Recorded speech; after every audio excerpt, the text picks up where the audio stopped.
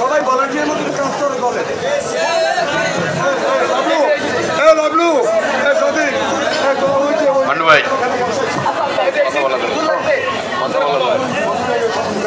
বিসমিল্লাহির রহমানির রহিম।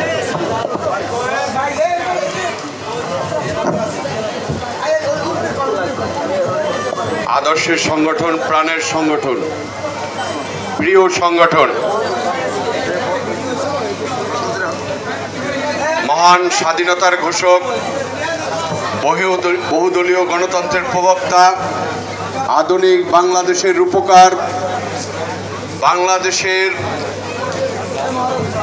স্বাধীনতা সার্বভৌমত্বের অতন্ত্র প্রহরী শহীদ রাষ্ট্রপতি জিয়া রহমানের হাতে গড়া সংগঠন বাংলাদেশ জাতীয়তাবাদী দলের ৪৬তম প্রতিষ্ঠাবার্ষিকী উপলক্ষে জিয়ানগর উপজেলা বিএনপি কর্তৃক আয়োজিত আজকের এই আলোচনা সভা দোয়া মাহফিলের শ্রদ্ধাভাজন সভাপতি, জিয়ানগর উপজেলা বিএনপির সংগ্রামী সভাপতি জনাব ফরিদউদ্দিন আহমেদ, প্রধান অতিথি হিসেবে উপস্থিত আছেন রাজপথ থেকে বেড়ে ওঠা নেতৃত্ব, ছাত্র দলের সোনালী ফসল, স্বৈরাচার বিরোধী আন্দোলনের পরীক্ষিত নেতা, হাসিনা বিরোধী আন্দোলনের রাজপথের পিরোজপুর জেলার নেতৃত্ব,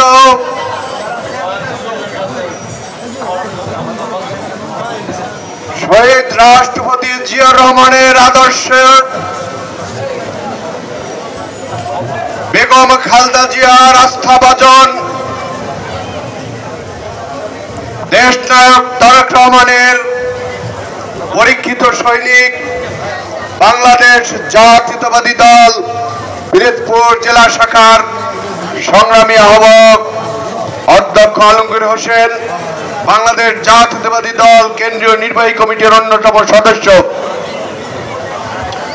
জনাব অধ্যক্ষ আলমগীর হোসেন উপস্থিত রয়েছেন, বাংলাদেশ জাতীয়তাবাদী দল পিরোজপুর জেলা শাখার সংগ্রামী সদস্য সচিব, ছাত্র দলের সোনালী ফসল, রাজপথ থেকে বেড়ে ওঠা নেতৃত্ব জনাব গাজী ওহিদুজ্জামান লাবলু, উপস্থিত রয়েছেন জিয়ানগর উপজেলা বিএনপির সংগ্রামী সদস্য সচিব, রাজপথের পরীক্ষিত নেতা, হাসিনা বিরোধী আন্দোলনের জিয়ানগর উপজেলার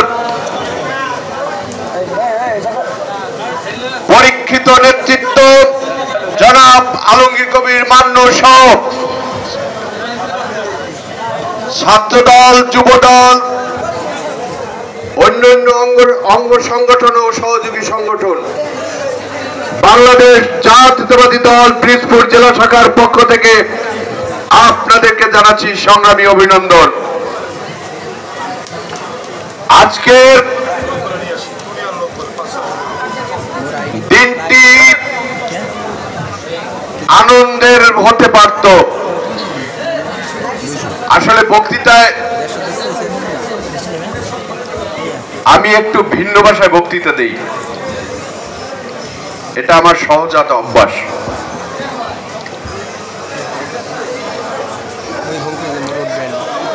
আমি গত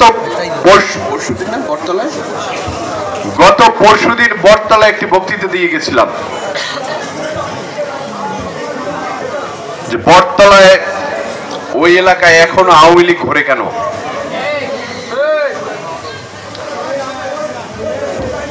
বালিপাড়া বটতলা এলাকা থেকে আওয়ামী লীগ মুক্ত করতে হবে। আজকে যে সংবাদ আমার কাছে আছে, এই সংবাদটি হওয়ার কথা ছিল না। কেন হলো জানেন? আপনাদের আওয়ামী লীগের প্রতি একটু প্রেম প্রীতি বেশি হয়ে গেছে। 17 বছরে বাড়ি ঘুমাতে পারেননি, 17 বছর আওয়ামী লীগের নির্যাতন, প্রশাসনের নির্যাতন, এমন কোন অত্যাচার নাই বিএনপি নেতা কর্মীদের উপর করা হয়নি। কিন্তু তারপরও 17 বছর পরে আপনাদের প্রেম আওয়ামী লীগের প্রতি একটু কমেনি। জিয়ানগরের মতো জায়গায় যেখানে বিএনপির ঘাঁটি, সেখানে আওয়ামী লীগ থাকে কি করে? আমি সেদিন বলেছিলাম দরকার হলে আমি আসবো, 2 দিন থাকবো। আপনারা বললেন দরকার নেই, আমরা আছি। আজকে কেন হামলা হলো? কারা হামলা করলো? আগামী 24 ঘন্টার মধ্যে এর যদি ব্যবস্থা না নিতে পারেন তাহলে কিন্তু আমরা দলে কঠোর অবস্থান নেব। কাদের সাথে আওয়ামী লীগের যোগাযোগ? আমি বারবার একটি কথা বলতেছি, কাদের ছত্রছায়া এখনো জিয়ানগরে আওয়ামী লীগ আছে খুঁজে বের করতে হবে। এরা বেশি দূর পালাতে পারেনি, কিন্তু পালাতে গিয়ে কাদের আশ্রয় প্রশ্রয় পালিয়ে আছে। আজকে কেন ছাত্রলীগ যুবলীগ কেন মাঠে আসলো? আমার নেতাকর্মী কেন আহত হলো? তাহলে গত কিছুদিন যে আমি বক্তব্য দিচ্ছি, বক্তব্য কি ভুল? সত্যি হলো না? আমি যে আশঙ্কা নিয়ে বক্তব্য দিয়েছিলাম সেই আশঙ্কা সত্যি প্রমাণিত হয়েছে না? তাহলে জিয়ানগরে এখন আওয়ামী লীগ কি করে আছে? 24 ঘন্টার মধ্যে জিয়ানগরের মাটি থেকে আওয়ামী লীগকে বিতরণ করতে হবে। প্রশাসনের সহযোগিতায় জিয়ানগরে যদি সুষ্ঠু পরিবেশ বজায় রাখতে চান, প্রশাসনকে ব্যবস্থা নিতে হবে। কোথায় আওয়ামী লীগ লুকিয়ে আছে প্রশাসনকে খুঁজে বের করতে হবে। আর যদি বিএনপি নেতা কর্মীরা খুঁজে বেড়াতে যায়, খুঁজতে যায়, পরিণতি কিন্তু অন্য কিছু হবে। সাথে সাথে জিয়ানগরে এখনো কাদের ছত্রছায়ায় আওয়ামী লীগ আশ্রয় পেয়েছে তাদেরকে বের করতে হবে। তাহলে তাদের কোনো ঠাঁই হবে না। 17 বছর আন্দোলন করেছি, সংগ্রাম করেছি রাজপথে, দরকার হলে আরো 1 বছর রাজপথে থাকবো। এই আওয়ামী লীগ মুক্ত করবো, করতে হবে জিয়ানগর থেকে।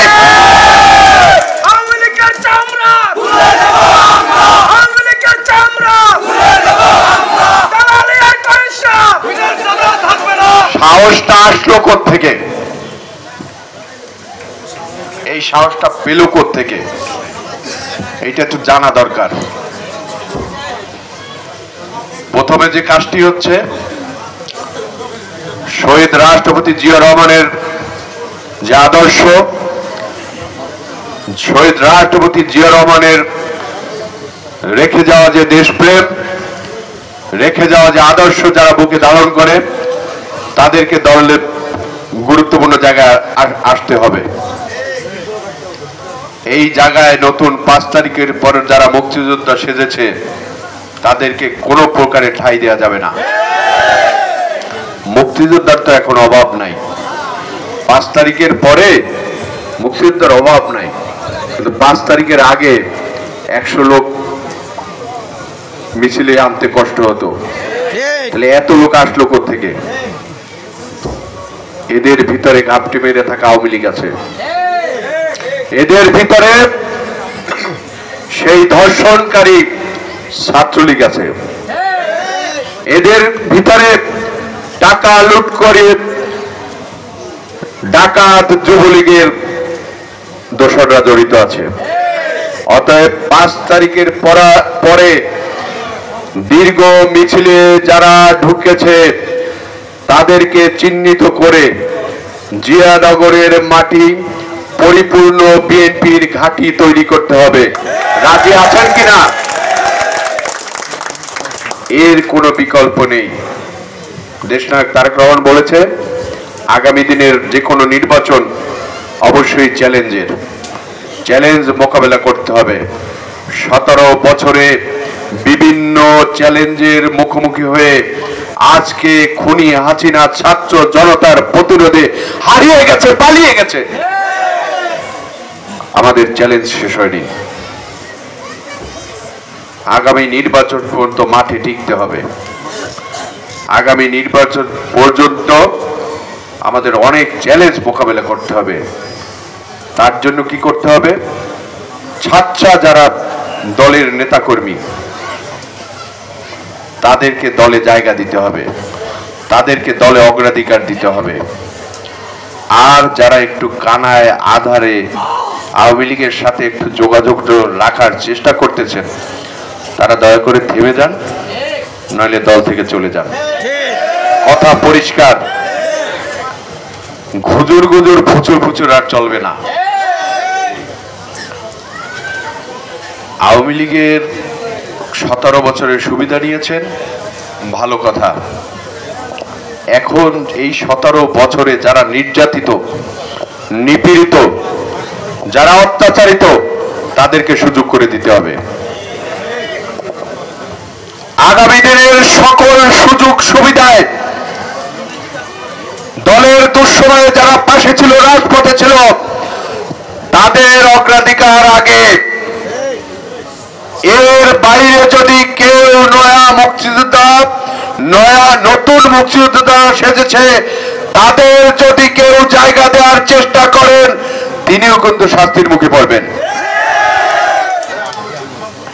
অনেক নিউজ আছে, অনেক সংবাদ আমাদের কাছে জমা আছে। কারা কি করতেছেন জানি। কাদের আশ্রয়ে চায়ের দোকানে এসে এখনো আড্ডা মেরে ঘুরে যায়, কাদের প্রশ্রয়ে এখনো একটু রাস্তায় বের হয়, তাদের নামও কিন্তু আমাদের কাছে জানা আছে। রেহাই কিন্তু হবে না। খাতিল যত বাজাবার চেষ্টা করেন, আমাদের তিনজনের সাথে হালকা পীড়িতের যারা খুব বেশি চেষ্টা করতেছেন মনে হয় না এরা রেহাই পাবেন। আলমগীর ভাই একটু নরম মনের লোক, একটু কান্দে টেন্দে দিলে আলমগীর ভাই ঠান্ডা হয়ে যায়, কিন্তু এক পর্যায়ে কিন্তু আলমগীর ভাই মনে হয় পারবে না, তারও শক্ত হতে হবে। আপনাদের আচরণ কিন্তু ভালো হচ্ছে না। আমাদের কাছে কিন্তু খুব একটা ভালো নিউজ নাই কিছু নেতা কর্মীদের বিরুদ্ধে, অর্থাৎ সাবধান হয়ে যান। আজকের এই প্রতিষ্ঠা বার্ষিকীর আমাদের স্লোগান হোক, শহীদ রাষ্ট্রপতি জিয়া রহমানের আদর্শ বাংলাদেশের মাটিতে বাস্তবায়ন করতেই হবে। তার দেশপ্রেম সবার ভিতরে ধারণ করতে হবে। তার চেতনাকে ধারণ করে আগামী বাংলাদেশে গণতন্ত্র প্রতিষ্ঠিত করতে হবে দেশনায়ক তারেক রহমানের নেতৃত্বে। এর কোনো বিকল্প নেই। পরিশেষে আগামী দিনে এই জিয়ানগরের নাম বাদ দিয়ে যারা ইন্দুরকানী নাম রাখার চেষ্টা করেছে তাদেরকে চিহ্নিত করতে হবে। আর নতুন করে আমাদের এই জিয়ানগরের নাম প্রতিষ্ঠিত করার জন্য সবাইকে সোচ্চার হতে হবে। এই আশাবাদ ব্যক্ত রেখে আমি আমার বক্তব্য শেষ করছি। খোদা হাফেজ।